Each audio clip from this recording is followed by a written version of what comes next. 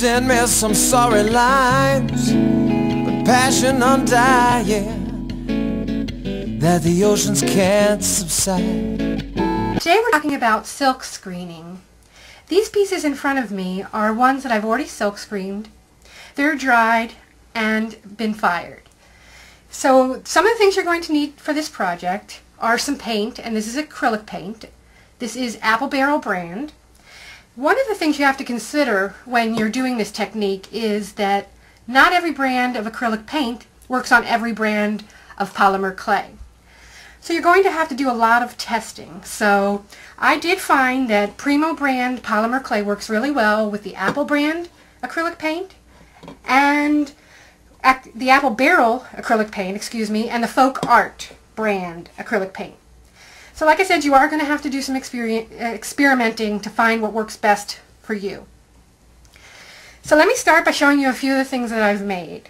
This is a pendant I've made, and what I did was I silk screened these pieces, pieced them all together, added some Swarovski crystals, and then added some canes, and you have a nice pendant.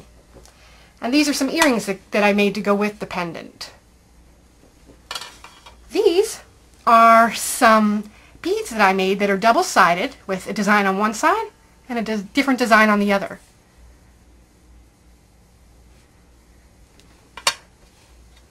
This is a pendant I made, and I used multiple colors to achieve this really cool kind of Skinner blend effect almost. This one was done over scrap clay, believe it or not.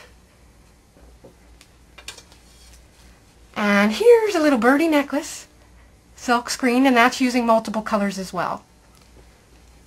So let me move all this aside and show you some of the things you're going to need. These are some actual silk screens. This one actually has a swirly design. This one's a floral design. And you can actually create the designs yourself. There is a product on the market. I believe it's called Photo Easy, and you can create your own, or you can buy them. Some people do sell them online, and we may be selling them too. We don't know yet. You can use any design, and it doesn't matter. Just you have to have the proper equipment, which is this. Some, like I said, acrylic paint. You're going to need something to bring the acrylic paint across the silk screen. This is from Stanislaus, and this is like a a rubber, and like a harder rubber. It's still flexible, but a little harder. And you can actually use an old credit card too for this technique. So one of the things that you have to remember when you're doing this is that acrylic paint dries pretty fast. So when you do your silk screening, you want to do it and then wash it right off your silk screen, because if you don't, you'll end up having it dry, and it does. It's still going to, some will still stay on there, but you want to avoid it if you can. So let me move this aside and let me show you actually a piece here that's been silk screened yesterday. And here's another one. So let me show you that one. That one's actually several colors to make a beautiful blend. And that one is several colors as well. I mean, you can really do gorgeous things with this. And I personally have actually taken a silk screen, done it, and then went back with another silk screen on top of it for a really cool look too. So you can get your clay and we'll get started.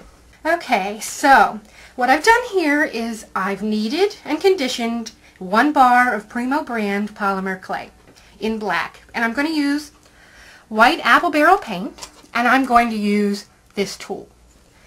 So what I want to do is I need to look for the shiny side, and there is a shiny side to these stencils. That's the shiny side. The shiny side has to go face down onto the clay.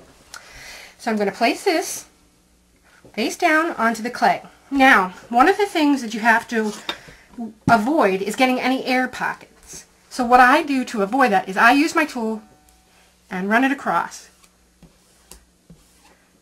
And I want to make sure there's no air pockets in there. And that looks good.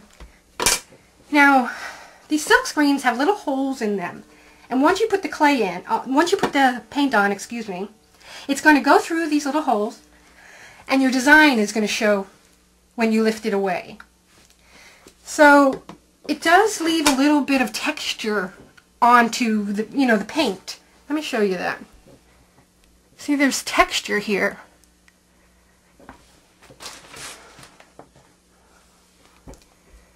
So, that's what you're going to achieve. So it's really cool. Let me just get started so you can see. Alright, so I'm shaking up my paint, making sure that it's well blended. Now, you don't need too much. If you use too much, it does get blobby. So you want to test that out too. So it's better in these little bottles where you can squirt it out. So let me just do that. I'm going to put a little line right here. Not too much. And if I need more, I can always add more. I'm just going to pull. Go straight like this. Pull. Until I make sure that it's covered my whole surface. And then, slowly, I'm going to do the reveal. Gorgeous! Hello! Alright, well let me hand this off so they can get washed. Because you have to immediately wash this. You don't want to have it stay on your stencil. So let me get my blade. Pick that up so you can see closer. You want to wipe up your surface, get rid of any paint so that you don't have it staining. And there you have it. How gorgeous is that? So if you come on over to polymerclayclassroom.com, we're going to show you the technique where you use multiple colors of paint, and we're going to show you how to make some jewelry and different things there. So thanks for joining us.